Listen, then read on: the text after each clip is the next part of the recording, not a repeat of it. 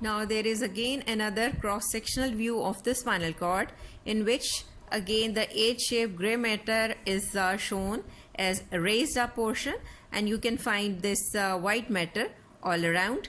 Here is this posterior root or sensory root, you would say, and this is the ventral root, or you could say the anterior or motor root. Now you can see that the gray matter, it is showing the nerve cell bodies here. These when you find the nerve fibers coming through this sensory or dorsal root inside the gray matter, what they are going to do, that they are going to divide into rather the ascending fibers and as well as the descending branches, you would say, which run longitudinally in the spinal cord or spinal medulla. In this way, they are giving off numerous collaterals into the gray matter, and in this way they communicate with the upper CNS portion and the lower spinal cord. Not only they communicate inside structure of the gray matter transversely, and they also communicate through their ascending and descending branches with the whole section of the spinal cord. Now this is a very good diagram to see the transverse section through the spinal cord that represent the different levels. You see in the top transverse section, this is the cervical spinal cord segment, and then you come downward to look into the thoracic spinal cord segment, and now this one is the lumbar spinal cord segment, and this is the sacral transverse section region of the spinal cord.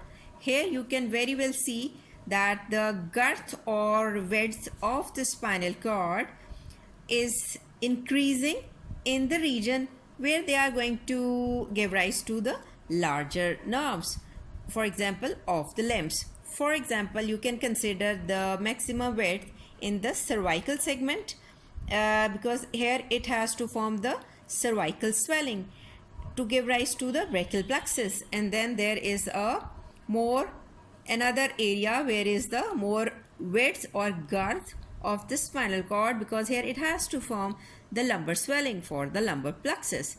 So we can very well now emphasize that in addition to all this, the degree of the shortening of the spinal cord segment, shortening of the spinal cord in length, you would say, is also directly proportional to the amount of the tissue they are supplying by each spinal segment. For example, in lumbosacral region, here the segment is shorter in length, and in the thoracic region, I'm talking about its length, which is in the thoracic region is longest. Why?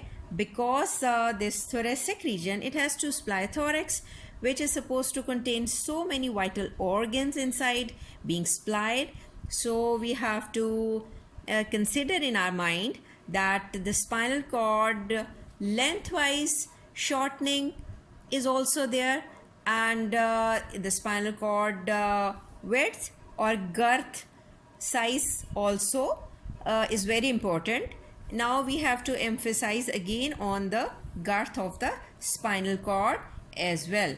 So what is going to happen, that the white matter in that if we consider, which is on the outer part of the spinal cord, which is longitudinally again running, filled up with the nerve fibers, and you can see that it is forming the surface coating of your gray matter. Now what about that, what it carries inside? Again, it carries nerve fibers with the neuroglia, blood vessel could be there, but its white color is due to the high content of the myelinated nerve fibers inside. So we can quote the reason of it white appearance. From each segment of the spinal medulla, we see that the fibers are being added to the ascending tracts, and fibers from the descending tracts are also ending into the gray matter. Again, reconsider that this is the cervical region of the spinal cord, and this is the thoracic region, this is the lumbar region, and this is the sacral region. One thing you can notice from below upwards, that the white matter is going to be increased in proportion. Here it was less in amount. The amount of the white matter or volume of the white matter has increased from below upwards. So maximum amount of the white matter you would observe in cervical spinal cord segment.